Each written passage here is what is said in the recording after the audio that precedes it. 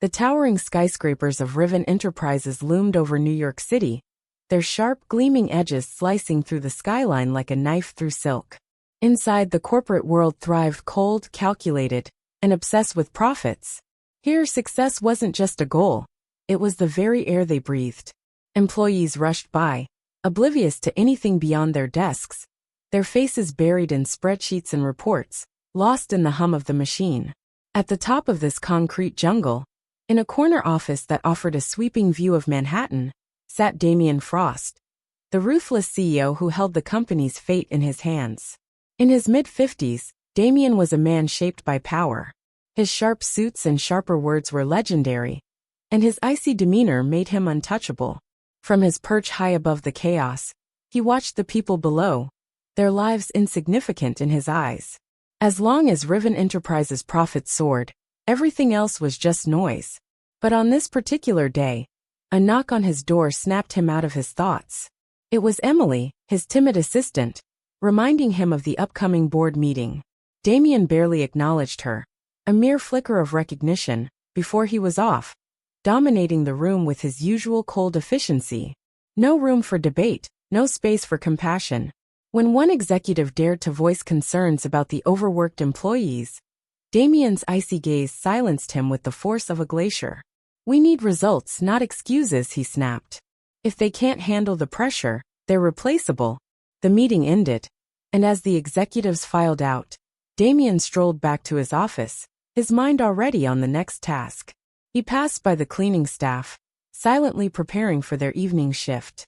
Among them was Samuel Green, an older man nearing 60. Samuel had worked at Riven Enterprises for over 3 years, his hands worn but steady, pushing his cleaning cart down the hall. Dressed in his simple, clean uniform, he was invisible to most, just another fixture in the building. But Samuel was anything but ordinary. That evening, as Samuel quietly went about his duties, 2 junior executives whispered nearby. "Did you hear about the firings?"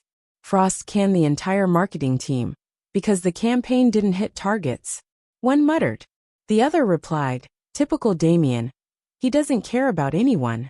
Samuel overheard, though he said nothing, his sharp eyes catching every word, every detail.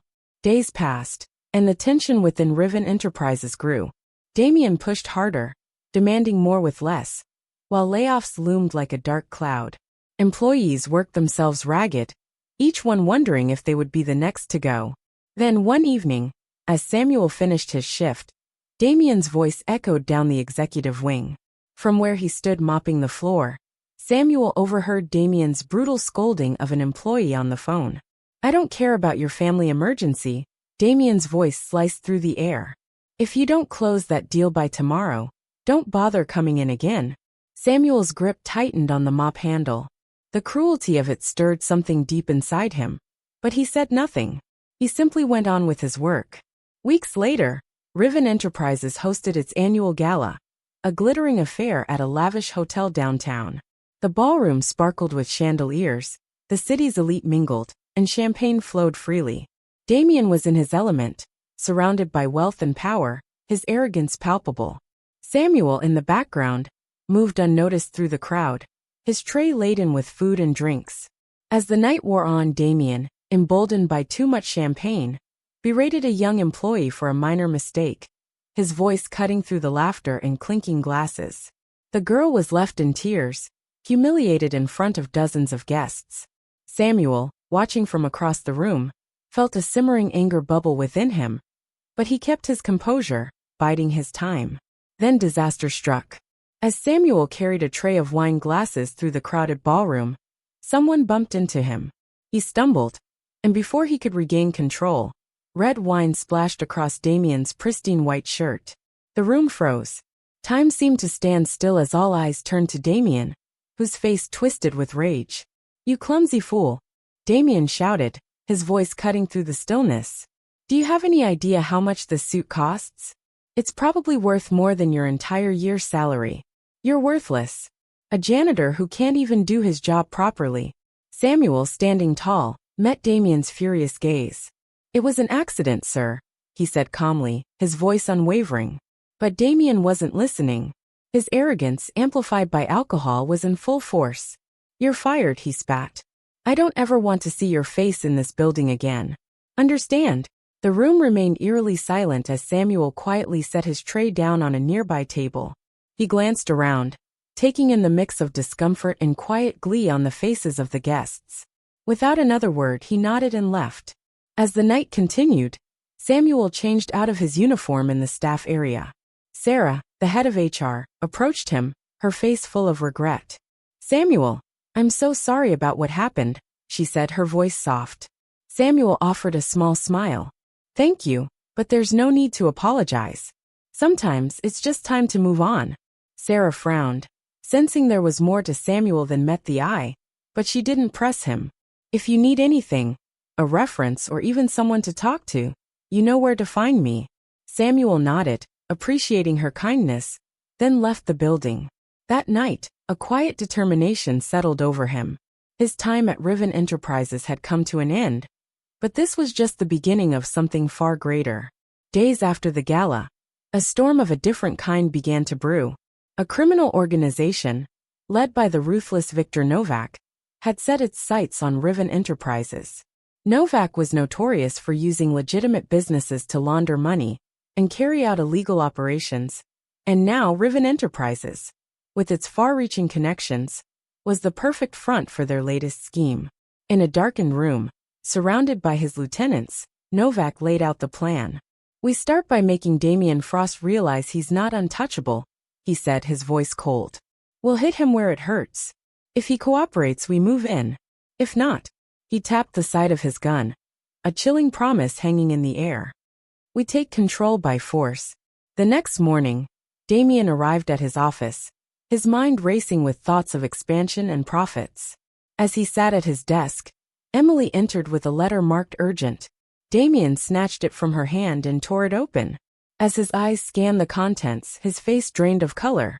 It was a direct threat, detailing Riven's financial dealings, some of which were anything but legal. The demand was clear: a large sum of money in exchange for silence. Failure to comply would bring consequences far worse than anything Damien had ever encountered. At first, Damien's fear quickly turned to rage. "It's a bluff," he snapped. "Some lowlife trying to scam us." He tossed the letter aside, increasing security and brushing off the threat as a mere nuisance. But it wasn't a bluff. Over the next few days, the threats escalated. More letters arrived, each one more detailed, more ominous. Employees began reporting strange men loitering around the building, and some even said they felt like they were being followed. The tension in Riven Enterprises was palpable, but Damien, stubborn as ever, refused to take the threat seriously. Then one night, as he worked late in his office, the building's lights flickered and went out.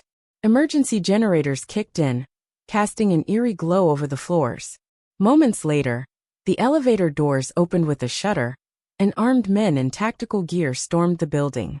"This is a takeover," one of the masked men announced, his voice cold and calm.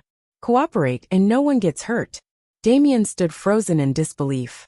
This was no ordinary robbery. This was an assault on his empire. His empire.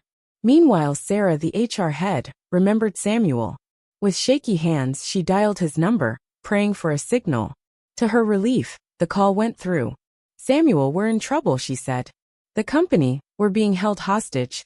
Samuel, miles away, recognized the number. Without hesitation, he answered. "I'll be there soon." What followed was a transformation. The quiet janitor disappeared, and in his place stood the former Special Forces operative, calm, determined, and focused. As Samuel made his way toward Riven Enterprises, his trained eyes assessed the building. He moved swiftly, silently, incapacitating guards and navigating the halls with ease. He accessed the security feeds, confirming his suspicions.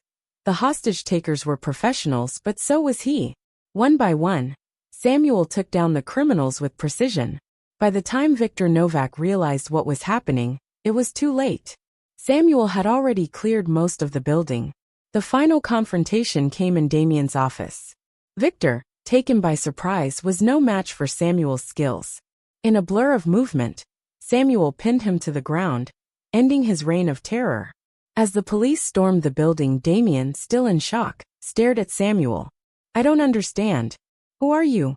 Damien asked, his voice trembling. Samuel, calm and composed, offered a small smile. Just a man doing what needed to be done. As the sun rose over the city the next morning, Damien stood alone in his office, the events of the night forcing him to reevaluate everything he thought he knew about power, success, and most importantly, people. Samuel, however, had already disappeared into the morning crowd, ready for whatever challenge lay ahead. The building had been cleared, but Damien remained frozen, his mind a whirlwind of disbelief. He couldn't tear his gaze away from Samuel, the very man he had fired, humiliated, and dismissed as nothing more than a janitor had been the one to save him. His life, his company, everything. It was a bitter realization that gnawed at him, but he couldn't deny the truth anymore. Hours later, as the last of the police cars vanished into the distance and employees began trickling back to their homes, Damien approached Samuel. His voice was thick with emotion as he spoke. Samuel, he said, each syllable heavy with regret. I don't even know where to begin. You saved my life. And I was so wrong about you. I'm sorry for everything. Samuel met his gaze, his face unreadable. He didn't flinch. There's no need for apologies, Damien. You needed help. And I was in the right place at the right time. Damien shook his head, his words almost desperate. No, I do need to apologize. I judged you. I looked down on you, treated you like you were nothing. I thought your job defined you, and I was wrong. I see that now. Samuel nodded slowly, his eyes soft but steady. It's easy to judge people when you don't know their story. But everyone has a story, Damien. You just have to be willing to listen. Damien's chest tightened, his throat dry. For the first time in years, he questioned everything he thought he knew about power, success, and the people he had so easily discarded. I want to make things right, he said, his voice sincere. Come back to Riven Enterprises. Not as a janitor, but in a real position. Head of security, or whatever role you want. Name it and it's yours. Samuel chuckled softly, shaking his head. I appreciate the offer, but my days here are done. The quiet life I had is over. I'm not looking to jump back into the corporate world either. Damien's face fell, a flicker of disappointment flashing across his features. I understand, but if you ever change your mind, the offer stands.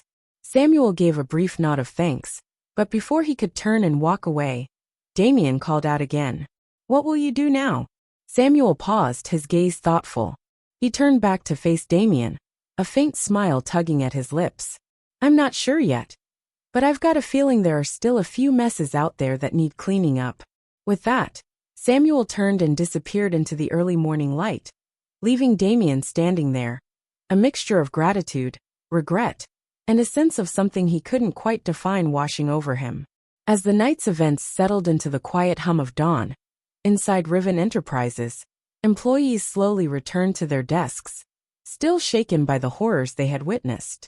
Sarah, ever the pillar, greeted them with reassurances, offering support to those who needed it.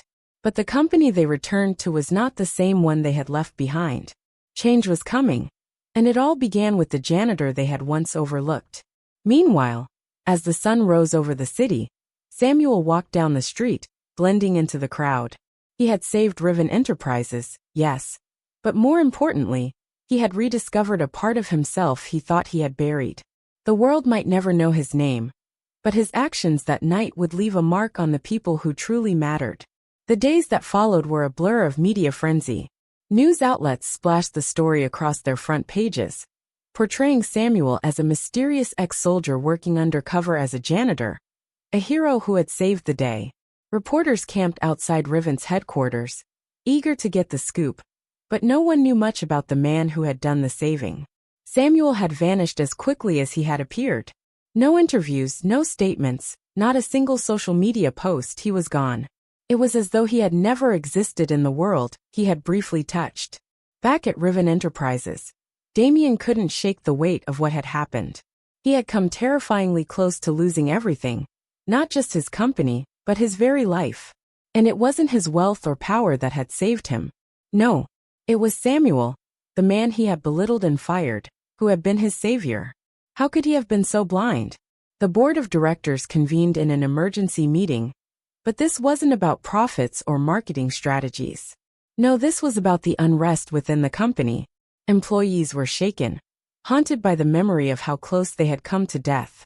Productivity was down, morale was shattered, and Damien, sitting at the head of the table, no longer had the answers. The cold, ruthless CEO they once knew was gone. Something inside him had shifted. For the first time in years, he wasn't sure how to hold it together. One of the board members, Mr. Frost, broke the silence. "Mr. Frost, we need to address the company's image. The press is hounding us, employees are fearful, and investors are questioning whether or not Riven Enterprises is still stable. We need a plan." Damien's voice was quieter than usual when he responded, the weight of everything pressing on him. "We need to take care of our people," he said, almost surprising himself with the words. The board members exchanged confused looks. This wasn't the Damien they had known. "Our employees went through something traumatic," he continued. "They need support. They need to feel safe. We can't just pretend like everything is business as usual." It was clear to everyone in the room that something had changed within him. But it wasn't an easy shift. After a long pause, one of the board members spoke up. "Perhaps we could offer counseling services to employees affected. Some sort of support program, to help them adjust." Damien nodded slowly. "Yes, let's start there." The meeting continued, with ideas flowing about improving workplace security, offering mental health resources, and even organizing an employee retreat to rebuild morale. For once, Damien wasn't giving orders. He was listening, truly listening. The CEO who had once bulldozed over every obstacle now sought a path of healing. Meanwhile, far from the noise and chaos of Manhattan, Samuel had retreated to a small town upstate. A modest cabin near the woods, where the only sound was the rustling of leaves and the distant calls of birds. For a while he allowed himself to forget to breathe. The quiet life he had longed for had finally arrived, but deep down he knew it wouldn't last. His peaceful isolation was temporary. The world was still full of troubles that needed someone like him. And so, when the phone rang one afternoon, Samuel wasn't surprised. It was Grace, an old teammate from his Special Forces days. He hadn't heard from her in years, but her voice still sent a chill down his spine. "What's going on, Grace?" Samuel asked, his grip tightening on the phone. "It's bad," Grace said.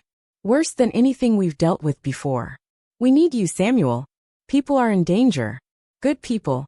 Samuel closed his eyes. He had left that life for a reason. He didn't want to go back. But some things couldn't be ignored. Not when lives were on the line. After a long silence, Samuel spoke again. "Where do you need me?" Back at Riven Enterprises, things were slowly returning to normal, sort of. New security measures, counseling, and company-wide events to rebuild morale were underway. Damien, though visibly shaken, was doing his best to rebuild trust within his company. But there were whispers among the employees. They saw the change, but they didn't know how long it would last. One afternoon, Damien was walking through the offices, something he rarely did before. As he passed the break room, he overheard a conversation. "Can you believe how much things have changed since that night? It's like the whole company is different now." "Yeah, but do you really think he's changed? People don't just flip a switch like that. Frost was ruthless for years. You think a hostage situation is enough to make him care about us?" Damien froze, the words hitting him harder than he ever expected. Was it enough? Had he changed? Could he ever fully undo the damage he had caused? The questions lingered unanswered. As he continued down the hallway, his mind racing. It didn't take long for the situation to spiral out of control. One late night, as Damien sat working in his office, the lights flickered and then died, plunging the entire building into darkness. The emergency lights kicked in, casting the office in an eerie sterile glow. Damien's pulse quickened. What was happening? Before he could even process it, the sound of the elevator doors opening shattered the silence. Armed men in tactical gear stormed the building, their boots thundering against the floor. "Everybody down!" one of them shouted, his rifle raised high. The remaining employees, frozen in terror, couldn't even move. Sarah, also working late, scrambled behind her desk, her heart pounding. The men, their faces obscured by masks, moved with terrifying precision, rounding up the workers and herding them into the main lobby. Chaos erupted. In the midst of the pandemonium, Sarah reached for her phone, her hands trembling as she dialed the one person she thought could help: Samuel. Meanwhile, miles away, Samuel was in his small apartment, absorbed in a book when his phone buzzed on the table. His eyes locked onto the caller ID: Sarah. He picked up immediately. "Samuel," she gasped, her voice shaky. "I don't know what's happening, but we're being held hostage at the office. There are men with guns. They've taken control of the building." Samuel's face went hard as he absorbed her words. His mind shifted into overdrive. "Stay calm. I'm coming," he said, his voice like steel. The quiet janitor was gone, replaced by a man who had seen more danger than most could ever imagine. Without hesitation, Samuel grabbed his emergency bag, an old habit from his time in the military. He had never fully left that life behind, no matter how much he tried. He jumped into his car, the road ahead blurring in his focus. As he neared Riven Enterprises, he parked a few blocks away, surveying the scene. Police were beginning to gather, but they had no idea what was really happening inside. Time was running out. Using his intimate knowledge of the building's layout, Samuel made his way toward a service entrance. He avoided the main doors, where Novak's men would be watching. Every step was calculated, deliberate. He neutralized a guard without a sound and moved swiftly through the darkened corridors.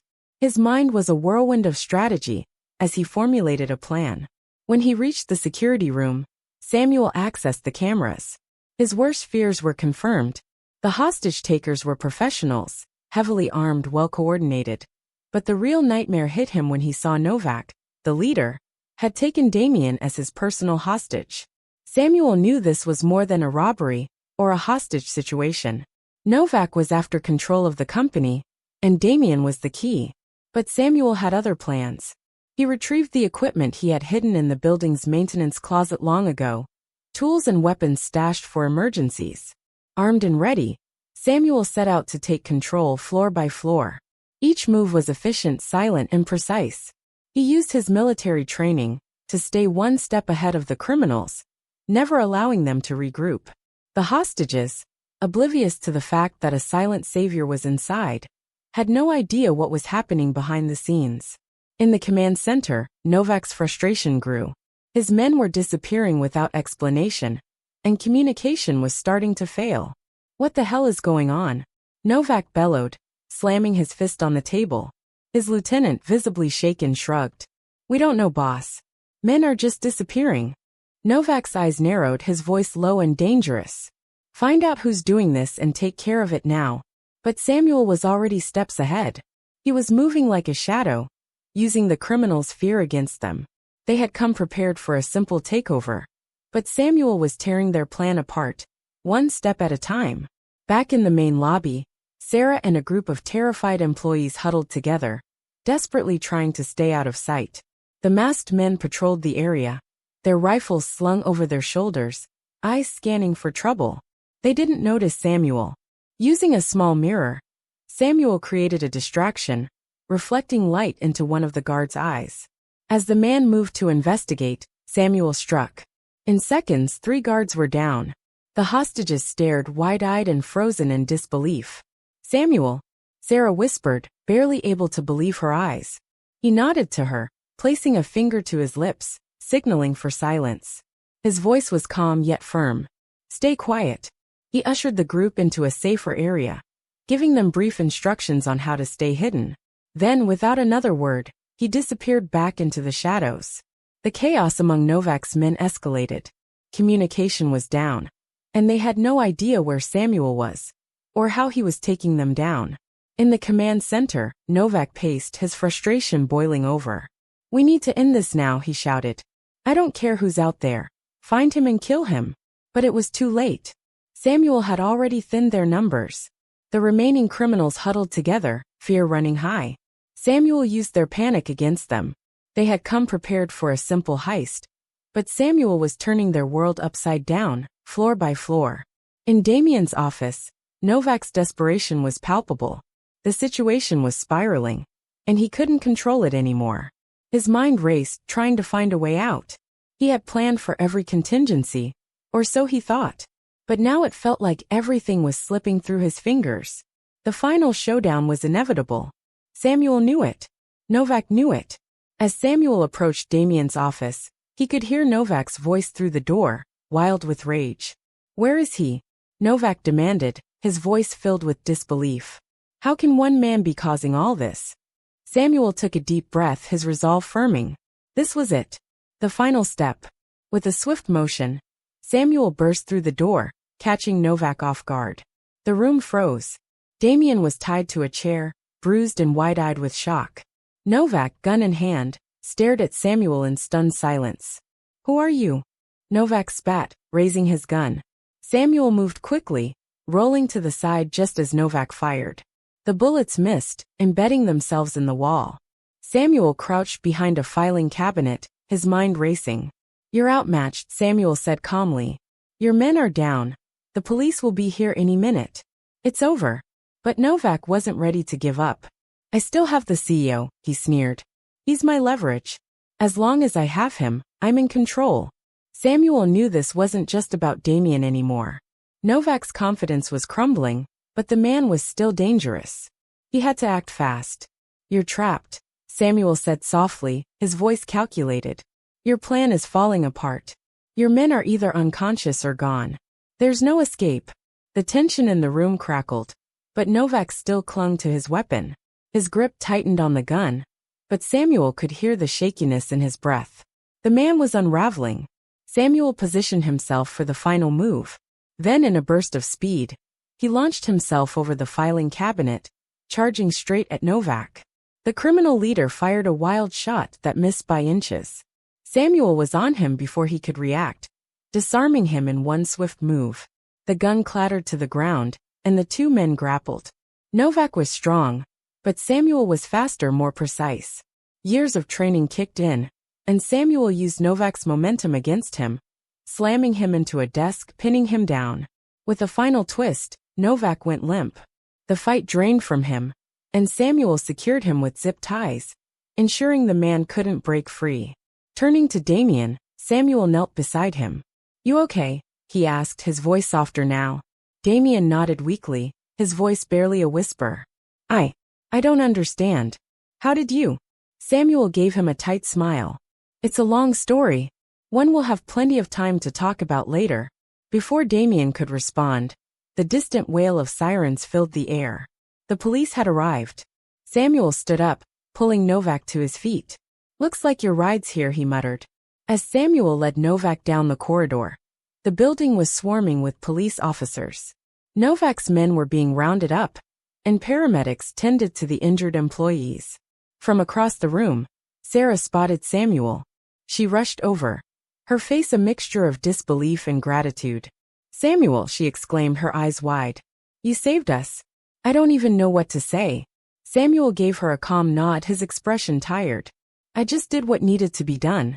But Sarah couldn't stop staring at him, her mind racing. "You're not. I mean, how did you even know how to do all this?" Samuel shrugged, a small, knowing grin on his face. "Let's just say I've had a lot of experience in situations like this." And with that, the police took Novak into custody, and the building slowly returned to normal.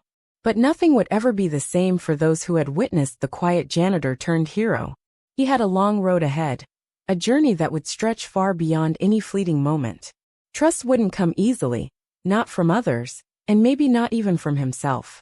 He had done things, become someone, that had broken bonds he wasn't sure could ever be fixed. But the real challenge wasn't just earning their trust. No, it was about transforming who he was, at his very core. The old habits, the old patterns, they ran deep. Could they really be changed? Could he ever be the man he wanted to be? As he turned and walked away, slipping out of sight before anyone could notice him, the weight of his own questions pressed down on him. The events of that night, those harrowing moments, had forced him to confront the person he had become. But was that enough? The answer, he feared, lay in the long and painful road of self-reflection and change. And that road, let's face it, wasn't an easy one to walk. As he headed back to his office, his mind drifted to Samuel, the man who had vanished, yet whose impact on his life was still far-reaching. Samuel had saved him, not just from Novak and his gang, but from himself. And for that, Damien owed him more than he could ever hope to repay. Meanwhile, upstate, Samuel was already preparing for the next fight. He wasn't sure whether to feel dread or resolve, but the details Grace had sent him demanded his focus. An undercover operation. A human trafficking ring.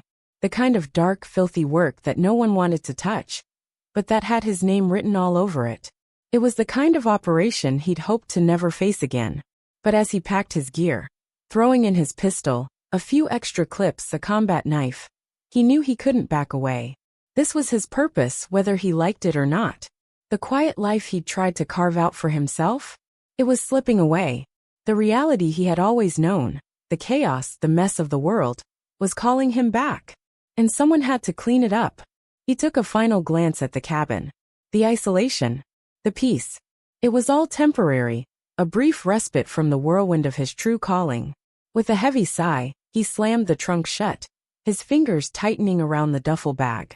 He knew this wouldn't be his last mission, and he wasn't sure he ever wanted it to be. The drive back to the city was long and quiet, his mind already running through the details of the operation. The one thing he knew for sure, Grace wouldn't have called him unless the situation was serious. And serious meant one thing. He had to be at the top of his game. The tires of his car rolled over the gravel as he parked just outside the city limits. He stepped out, taking in the cool night air, and surveyed the parking lot. Dimly lit. Empty. The perfect place to meet Grace. It wasn't a typical reunion. Nothing about Samuel's life ever was. Then the sound of another engine approached. A dark sedan. The car stopped, and out stepped Grace. Tough, alert, and with that no-nonsense edge that made her a force in their field. She hadn't changed much since their days in special forces. And neither had he. "Samuel," she greeted, her voice clipped but familiar. "Grace," he replied with a nod. They stood there for a moment, sizing each other up. Trust wasn't something you questioned when you'd bled beside someone in the field. Without wasting time, Grace pulled a small file from her jacket and handed it to him. He flipped it open without a word.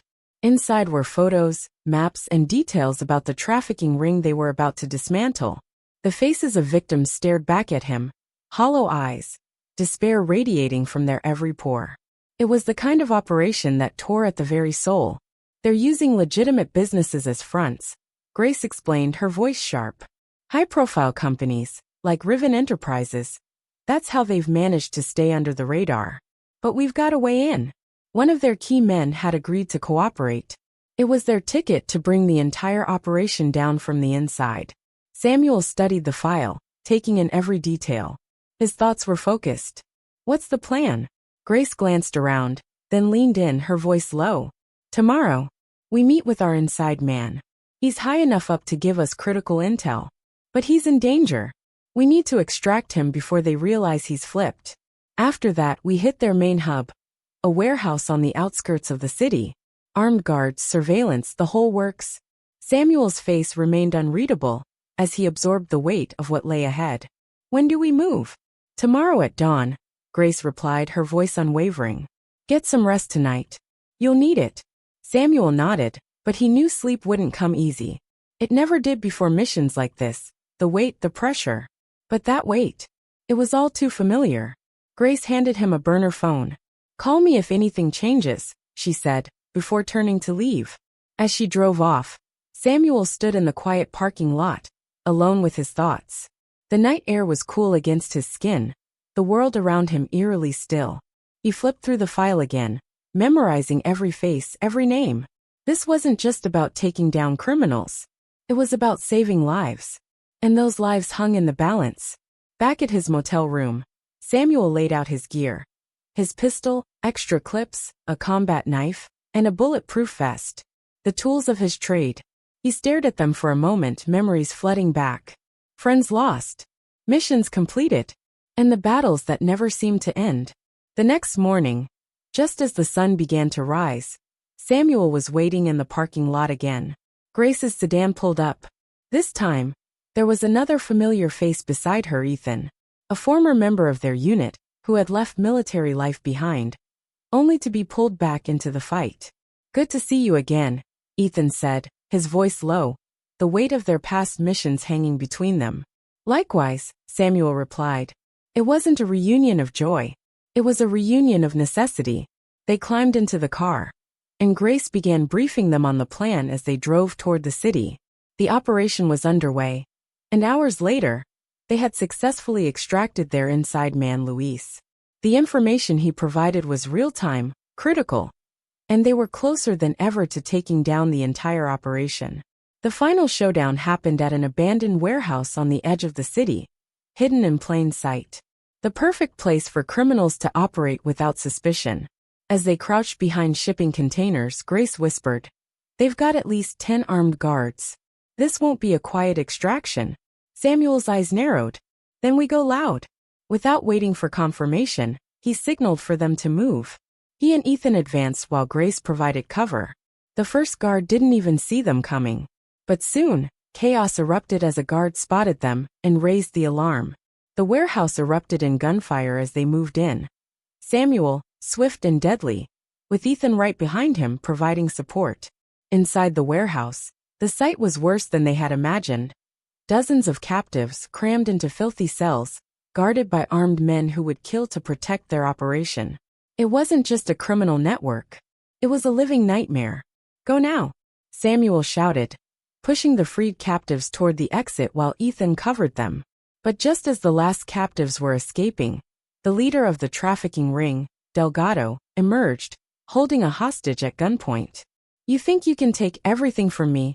he snarled, his gun pressed against the young woman's temple. Samuel didn't hesitate. "Let her go. It's over." Delgado's grip tightened, and his voice was wild. "It's not over until I say it's over." Time slowed. Samuel had one shot. One chance. His aim was steady, his breathing calm, and then he fired. The bullet hit its mark, and Delgado crumpled to the ground, defeated. The hostage ran to safety, and Samuel pulled her out of harm's way. By the time the police arrived, the operation was over. The traffickers were either dead or in custody, and the nightmare was over for the victims. Outside the warehouse, Samuel, Grace, and Ethan stood together, watching as the authorities took control of the scene.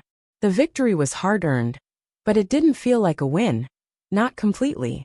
"Good work," Grace said, clapping Samuel on the shoulder. "Couldn't have done it without you." Samuel nodded, but his mind was elsewhere. This mission had saved lives, but there would always be more battles. More shadows to confront. Ethan asked, "What now?" Samuel looked out over the horizon. "Now we rest. And then we get ready for whatever comes next." They stood there in silence, knowing their work would never truly be done. The world was full of darkness, but for now they had brought a little bit of light back into it. As they parted ways, Samuel knew one thing for sure. He might never live a quiet life again, but when the world called, he'd always be ready to clean up the mess.